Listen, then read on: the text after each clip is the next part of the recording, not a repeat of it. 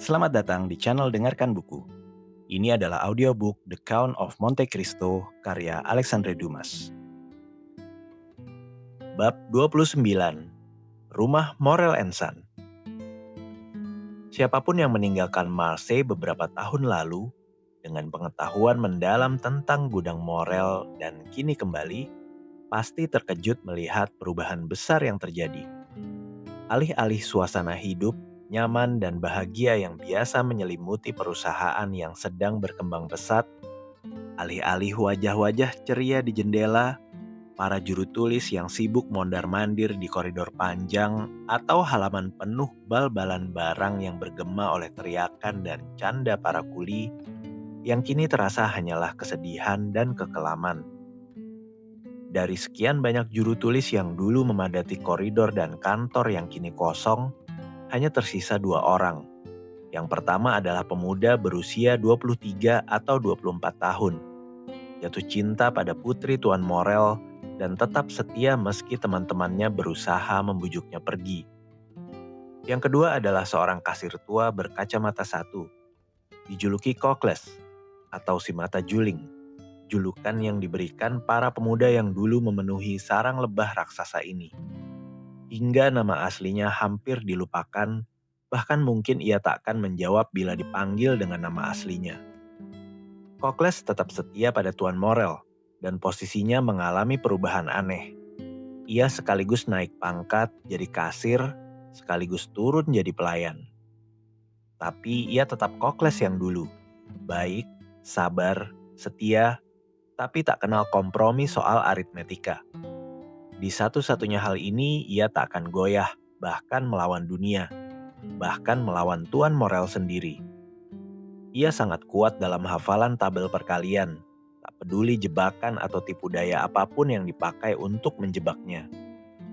Di tengah malapetaka yang menimpa Tuan Morel, Cocles adalah satu-satunya yang tak tergoyahkan. Bukan karena kurang cinta, tapi justru karena keyakinan teguh.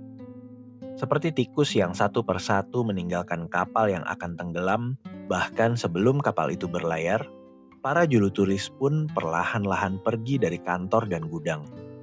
Cocles melihat mereka pergi tanpa bertanya alasan kepergian mereka. Bagi Cocles, segalanya adalah soal aritmetika. Selama 20 tahun, ia selalu melihat semua pembayaran dilunasi dengan ketepatan mutlak, sehingga mustahil baginya membayangkan rumah ini bangkrut. Seperti mustahilnya bagi seorang penggilingan air membayangkan sungai yang selama ini menggerakkannya tiba-tiba berhenti mengalir. Belum ada yang menggoyahkan keyakinan Cocles. Pembayaran bulan lalu saja dilakukan dengan ketelitian luar biasa. Bahkan ia sempat menemukan kelebihan 14 sous di kasnya. Dan malam itu juga ia bawa ke Tuan Morel. Dengan senyum murung, sang majikan melemparkannya ke laci yang nyaris kosong lalu berkata, "Terima kasih Cocles, kau permata para kasir." Cocles pergi dengan hati gembira. Pujian dari Tuan Morel yang sendiri dianggap permata kejujuran di Marseille jauh lebih berharga baginya daripada hadiah 50 crown. Namun sejak akhir bulan itu, Tuan Morel melewati banyak jam penuh kecemasan. Untuk memenuhi pembayaran yang jatuh tempo, ia mengumpulkan semua sumber dayanya. Takut desas-desus tentang kesulitannya menyebar di Marseille, ia pergi ke pameran Beaucaire, menjual perhiasan istrinya dan putrinya, serta sebagian peraknya. Dengan cara ini, akhir bulan berhasil dilewati. Tapi kini sumber dayanya telah habis. Kredit tak lagi bisa didapat karena rumor yang beredar. Dan untuk membayar 100.000 franc yang jatuh tempo tanggal 15 bulan ini, dan 100.000 franc lagi tanggal 15 bulan depan kepada Tuan de Beauville, satu-satunya harapan Morel hanyalah kedatangan Faraon, yang keberangkatannya ia ketahui dari kapal lain yang berlayar bersamaan, dan kini telah tiba di pelabuhan. Tapi kapal itu, yang seperti Faraon datang dari Kalkuta, telah tiba 2 minggu lalu, sementara tak ada kabar sedikit pun tentang Faraon. Dalam keadaan inilah, sehari setelah pertemuannya dengan Tuan de Beauville, Seorang juru tulis kepercayaan firma Thomson and French dari Roma datang mengunjungi Tuan Morel. Emmanuel menerimanya. Pemuda ini selalu cemas melihat wajah baru, karena setiap wajah baru mungkin adalah kreditur yang datang khawatir. Ia pun mencoba menghindarkan majikannya dari pertemuan ini, dan bertanya pada sang tamu. Tapi orang asing itu bersikeras, urusannya hanya dengan Tuan Morel sendiri. Emmanuel menghela nafas, lalu memanggil Kokles. Kokles datang dan Emmanuel menyuruhnya mengantar sang tamu ke kamar Tuan Morel. Kokles berjalan di depan, sang orang asing mengikuti. Di tangga mereka bertemu seorang gadis cantik berusia 16 atau 17 tahun yang menatap orang asing itu dengan cemas. "Tuan Morel ada di kamarnya kan, Mademoiselle Julie?" tanya sang kasir. "Ya, kurasa begitu," jawab sang gadis ragu-ragu. "Kokles, periksa dulu, dan jika ayah ada, umumkan tamu ini." "Tak perlu mengumumkan saya, Nona," kata orang Inggris itu. "Tuan Morel tak mengenal nama saya. Cukup katakan, juru tulis kepercayaan firma Thomson and French dari Roma yang berbisnis dengan ayahmu." Gadis itu pucat pasi, lalu melanjutkan menuruni tangga. Sementara sang orang asing dan Kokles naik. Julie masuk ke kantor Emmanuel, sementara Kokles membuka pintu di sudut lantai 2 dengan kuncinya. Mengantar sang tamu ke ruang tunggu, lalu membuka pintu kedua, dan setelah meninggalkan sang juru tulis sendirian, ia memberi isyarat, "Silahkan masuk." Orang Inggris itu masuk dan mendapati Tuan Morel duduk di meja, membolak-balik kolom-kolom menakutkan di buku besar utangnya. Melihat sang tamu, Morel menutup buku itu, bangkit dan menawarkan kursi. Setelah tamunya duduk, ia kembali ke kursinya sendiri. 14 tahun telah mengubah pedagang terhormat ini, yang di awal kisah ini berusia 36 tahun, kini sudah 50. Rambutnya memutih, waktu dan duka telah mengukir alur-alur dalam di dahinya. Dan pandangannya yang dulu tegas dan menusuk, kini ragu-ragu dan melayang, seolah takut memusatkan perhatian pada satu pikiran atau orang tertentu. Orang Inggris itu menatapnya dengan rasa ingin tahu, yang jelas bercampur simpati. "Tuan," kata Morel yang kecemasannya makin bertambah oleh tatapan ini. "Ada yang ingin Tuan bicarakan?" "Ya Tuan, Tuan tahu dari mana saya datang?" "Firma Thomson and French," begitu kata kasir saya. "Benar, firma kami memiliki tagihan 300.000 hingga 400.000 frank yang jatuh tempo bulan ini di Perancis. Karena reputasi ketepatan Tuan, mereka mengumpulkan semua wesel atas nama Tuan dan menugaskan saya menagihnya sesuai jatuh tempo, lalu menggunakan uangnya untuk keperluan lain." Morel menghela nafas berat dan mengusap dahinya yang berkeringat. "Jadi, Tuan memegang wesel saya?" "Ya, dan jumlahnya besar." "Berapa jumlahnya?" tanya Morel, berusaha membuat suaranya tegar. "Inilah," kata orang Inggris itu, mengeluarkan tumpukan kertas dari sakunya. "Surat penyerahan 200.000 frank dari Tuan de Beauville, inspektur penjara, yang Tuan berutang padanya. Tuan mengakui utang ini kan?" "Ya, ia menitipkan uang itu padaku 5 tahun lalu dengan bunga 4,5%. "Kapan jatuh temponya?" "Separuh tanggal 15 bulan ini, separuh tanggal 15 bulan depan." "Baik, dan ini 32.500 frank yang segera jatuh tempo. Semuanya ditandatangani Tuan dan diserahkan pada kami oleh pemegangnya." "Aku mengenalinya," kata Morel. Wajahnya memerah, karena untuk pertama kalinya dalam hidupnya, ia khawatir tak mampu memenuhi tanda tangannya sendiri. "Apakah itu semua?" "Belum. Ini 55.000 frank lagi dari firma Pascal dan Wild and Turner di Marseille yang jatuh tempo akhir bulan. Totalnya 287.500 frank." Tak ada kata yang cukup menggambarkan penderitaan Morel saat mendengar angka ini. 287.500 frank, ulangnya pelan. "Ya Tuan," jawab orang Inggris itu. Setelah diam sejenak, ia melanjutkan, "Aku tak akan menyembunyikan bahwa meski kejujuran dan ketepatan Tuan diakui semua orang, kini beredar kabar di Marseille bahwa Tuan tak mampu memenuhi kewajiban." Mendengar ucapan yang hampir kasar ini, Morel pucat pasi. "Tuan," katanya, "sejak lebih dari 24 tahun, sejak aku menerima kepemimpinan rumah ini dari ayahku yang sendiri mengelolanya selama 35 tahun, tak pernah satupun surat berharga Morel and Son gagal dibayar." "Aku tahu itu," jawab orang Inggris itu. "Tapi sebagai sesama pria terhormat, jawablah jujur. Apakah Tuan akan membayar ini dengan ketepatan yang sama?" Morel menggigil dan menatap pria yang kini bicara dengan keyakinan lebih dari sebelumnya. "Pertanyaan jujur layak dijawab jujur," katanya. "Ya, aku akan bayar. Jika, seperti kuharap, kapalku tiba dengan selamat. Kedatangannya akan mengembalikan kepercayaan yang hilang karena serangkaian musibah yang menimpaku. Tapi jika Faraon tenggelam dan harapan terakhirku lenyap," matanya berkaca-kaca. "Nah," kata sang tamu, "jika harapan terakhir itu gagal?" "Begini," jawab Morel. Suaranya bergetar. "Ini hal pahit yang harus kukatakan. Tapi karena sudah terbiasa menderita, aku harus belajar menerima malu. Aku khawatir terpaksa menangguhkan pembayaran. Tak adakah sahabat yang bisa membantu Tuan?" Morel tersenyum getir. "Dalam bisnis Tuan," katanya, "tak ada sahabat, hanya rekan dagang." "Benar," gumam orang Inggris itu. "Jadi Tuan hanya punya satu harapan. Satu-satunya. Harapan terakhir? Terakhir. Jika ini gagal, aku hancur. Benar-benar hancur. Saat aku datang tadi, sebuah kapal baru saja masuk pelabuhan.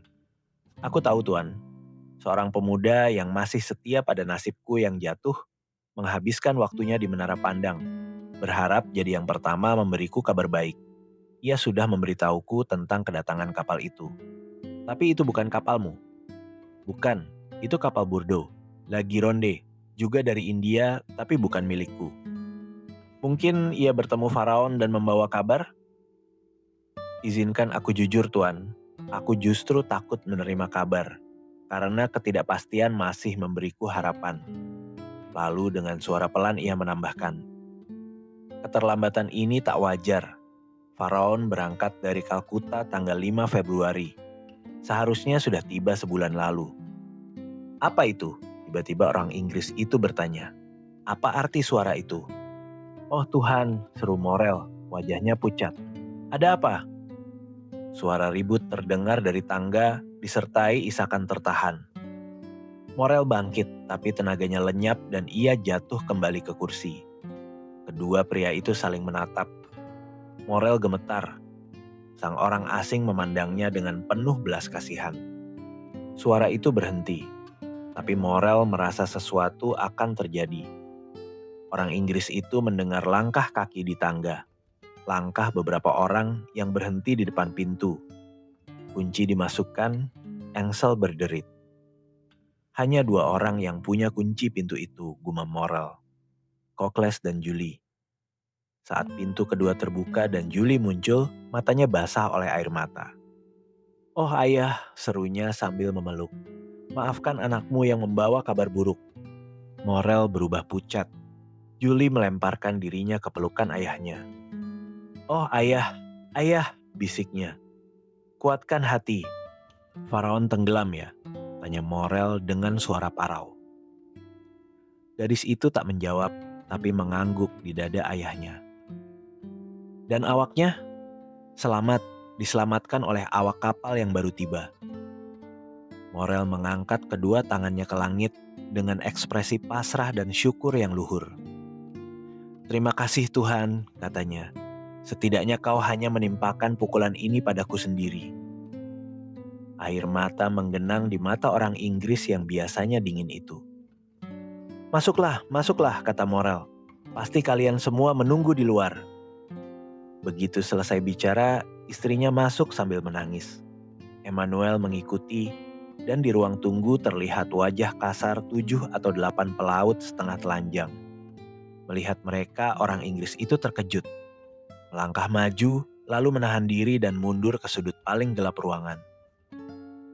Nyonya Morel duduk di samping suaminya, menggenggam tangannya. Julie tetap di bahunya. Emmanuel berdiri di tengah, menghubungkan keluarga Morel dengan para pelaut di pintu. "Bagaimana ini bisa terjadi?" tanya Morel. "Kemarilah Penelon," kata Emmanuel. "Ceritakan semuanya." Seorang pelaut tua berkulit legam oleh matahari tropis maju memutar sisa topinya di tangan. "Selamat siang Tuan Morel," katanya seolah baru kemarin pergi dari Marseille dan baru pulang dari Aix atau Toulon. "Selamat siang Penelon," jawab Morel tersenyum lewat air matanya. "Di mana kaptenmu?" "Kapten Gomard sakit di Palma, tapi semoga tak parah. Kau akan bertemu dengannya dalam beberapa hari." "Nah, ceritakan semuanya Penelon." Penelon mengunyah tembakau lalu meludah ke ruang tunggu. Lalu mulai bercerita. "Begini Tuan Morel, kami berada di antara Tanjung Blanc dan Tanjung Boyador, berlayar dengan angin selatan barat selama seminggu tenang. Tiba-tiba Kapten Gomard datang padaku saat aku mengemudikan kapal dan bertanya, 'Penelon, apa pendapatmu tentang awan hitam di sana?' Aku juga sedang memperhatikannya. 'Menurutku,' jawabku, 'awan itu naik terlalu cepat dan hitamnya pertanda buruk. Sama denganku,' katanya. 'Kita kebanyakan layar. Semua awak turunkan layar tambahan dan layar depan.' Tepat waktunya. Badai datang. Kapal miring. 'Masih kebanyakan layar,' seru kapten. 'Turunkan layar utama.' 5 menit kemudian kami hanya berlayar dengan layar atas dan layar tiang belakang. 'Kenapa kau menggeleng Penelon?' tanyanya. 'Karena menurutku masih kebanyakan,' jawabku. 'Kau benar,' katanya. 'Kita akan dapat badai, lebih dari badai. Ini badai besar.' Aku lihat angin datang seperti debu di Montredon. Untung kapten paham. 'Ambil 2 lipatan di layar atas. Lepaskan tali. Tarik layar, turunkan layar tiang atas.' 'Itu belum cukup untuk lintang itu,' potong orang Inggris itu. 'Aku akan ambil 4 lipatan dan gulung layar belakang.' Suara tegas tak terduga itu membuat semua orang terkejut. Penelon menatap pria yang berani mengkritik manuver kaptennya. 'Kami lakukan lebih baik, Tuan,' jawab sang pelaut hormat. 'Kami ubah haluan, lari dari badai. 10 menit kemudian kami turunkan semua layar dan melaju tanpa layar sama sekali.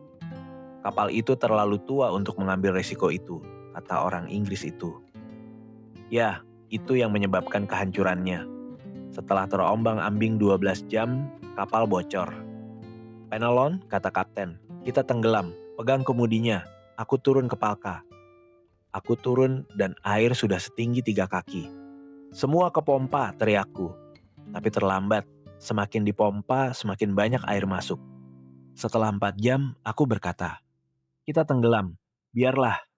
Kita hanya mati sekali.' 'Contoh apa yang kau berikan, Penelon?' hardik kapten. Lalu ia ambil 2 pistol. 'Aku akan tembak siapapun yang meninggalkan pompa.' 'Bagus,' seru orang Inggris itu. 'Alasan yang baik memberi keberanian,' lanjut Penelon. Angin akhirnya reda, tapi air terus naik, 2 inci per jam. Dalam 12 jam itu 2 kaki. Ditambah 3 kaki sebelumnya jadi 5 kaki. 'Kita sudah lakukan yang terbaik,' kata kapten. 'Tuan Morel tak akan menyalahkan kita. Sekarang selamatkan diri. Ke perahu, cepat.' Nah, Tuan Morel, pelaut memang sayang kapalnya, tapi lebih sayang nyawanya. Kami tak perlu diperintah 2 kali. Kapal itu sendiri seolah berkata, 'Pergilah, selamatkan dirimu.' Kami segera turunkan perahu. 8 orang masuk, kapten turun terakhir, tapi ia tak mau pergi. Aku peluk pinggangnya lalu lemparkan ia ke perahu. Lalu aku melompat. Tepat saat itu dek kapal meledak seperti tembakan meriam. 10 menit kemudian, Faraon miring, berputar lalu lenyap. Kami 3 hari tanpa makan. Hampir undi siapa yang dikorbankan. Saat melihat lagi ronde, kami beri isyarat dan mereka menyelamatkan kami. Itu semua kebenaran. Demi kehormatan seorang pelaut, bukan, kawan-kawan? Para pelaut mengangguk setuju. Baiklah, kata Morel. Aku tahu ini bukan salah kalian, tapi takdir. Ini kehendak Tuhan. Terpujilah namanya. Berapa gaji yang belum kalian terima? Oh, jangan bicara soal itu, Tuan Morel. Kita harus bicara. 3 bulan, kata Penelon. Kokles, bayar 200 franc untuk masing-masing, perintah Morel. Biasanya aku akan tambahkan 200 franc lagi sebagai hadiah. Tapi keadaan berubah. Uang yang tersisa bukan milikku. Jadi jangan anggap aku pelit. Penelon berbisik pada kawannya. Tentang itu Tuan Morel, katanya ragu. Kami semua setuju, 50 franc cukup untuk sekarang. Kami akan menunggu sisanya. Terima kasih sahabat-sahabatku, seru Morel haru. Ambillah, dan jika kalian menemukan majikan lain, ambillah, kalian bebas. Kata-kata ini membuat Penelon terkejut. Apa Tuan Morel? Kau mengusir kami. Apa kau marah? Tidak, aku tak punya kapal lagi, jadi tak butuh pelaut. Tak punya kapal? Kau akan bangun yang baru. Kami akan menunggu. Aku tak punya uang untuk membangun kapal, Penelon, jawab Morel sedih. Kalau begitu jangan bayar kami. Kami bisa melaju tanpa layar seperti Faraon. Cukup, seru Morel hampir menangis. Pergilah. Kita akan bertemu di hari yang lebih bahagia. Emmanuel antar mereka. Setidaknya kami akan bertemu lagi, Tuan Morel, tanya Penelon. Kuharap begitu. Sekarang pergilah. Morel memberi isyarat pada Kokles yang memimpin para pelaut keluar dengan Emmanuel di belakang. Sekarang, kata Morel pada istri dan putrinya, tinggalkan aku. Aku ingin bicara 4 mata dengan tuan ini. Ia menatap juru tulis Thomson and French yang sejak tadi diam di sudut, tak ikut campur dalam adegan ini, kecuali beberapa kata yang telah diucapkannya. Kedua wanita itu menatap orang asing yang nyaris mereka lupakan, lalu pergi. Saat meninggalkan ruangan, Julie memberi tatapan memohon pada sang orang asing, yang dibalas dengan senyum yang akan mengejutkan siapapun yang melihat wajah kerasnya. Kini hanya tinggal 2 pria. Nah Tuan, kata Morel sambil duduk lemas. Kau sudah dengar semuanya. Tak ada lagi yang bisa kukatakan. Aku lihat, jawab orang Inggris itu. Malapetaka baru yang tak pantas untukmu telah menimpamu. Dan justru itu memperkuat keinginanku membantumu. Oh Tuan, seru Morel. Dengar, lanjut orang asing. Aku salah satu kreditormu yang terbesar. Weselmu yang pertama jatuh tempo. Kau butuh waktu untuk membayar? Penangguhan akan menyelamatkan kehormatanku dan nyawaku. Berapa lama? Morel berpikir 2 bulan. Aku beri kau 3 bulan. Tapi apakah firma Thomson and Friends setuju? Aku yang bertanggung jawab. Hari ini tanggal 5 Juni. Ya, perbarui wesel-wesel ini hingga 5 September. Tepat pukul 11 pagi, jarum jam menunjuk pukul 11. Aku akan datang menagih. Aku akan menunggumu, dan aku akan membayarmu, atau aku mati. Kata-kata terakhir itu diucapkan sangat pelan hingga sang orang asing tak mendengarnya. Wesel diperbarui, yang lama dimusnahkan, dan pemilik kapal malang itu kini punya 3 bulan untuk mengumpulkan sumber dayanya. Orang Inggris itu menerima ucapan terima kasih dengan ketenangan khas bangsanya. Morel mengantarnya ke tangga dengan penuh syukur. Di tangga, sang orang asing bertemu Julie, yang berpura-pura turun tapi sebenarnya menunggu. Oh Tuan, katanya sambil menangkupkan tangan. Nona, kata sang orang asing. Suatu hari kau akan menerima surat bertanda tangan Sinbad si pelaut. Lakukan persis yang diperintahkan surat itu, seaneh apapun kelihatannya. Ya Tuan, kau berjanji? Aku bersumpah. Baiklah, selamat tinggal Nona. Tetaplah menjadi gadis baik dan lembut sepertimu sekarang. Dan aku yakin surga akan membalasnya dengan memberimu Emmanuel sebagai suami. Julie menjerit pelan. Pipinya memerah seperti mawar lalu bersandar pada pegangan tangga. Sang orang asing melambaikan tangan lalu turun. Di halaman ia menemukan penelon yang memegang 2 gulungan 100 franc, tapi ragu apakah boleh menerimanya. "Mari denganku sahabatku," kata orang Inggris itu. "Aku ingin bicara denganmu."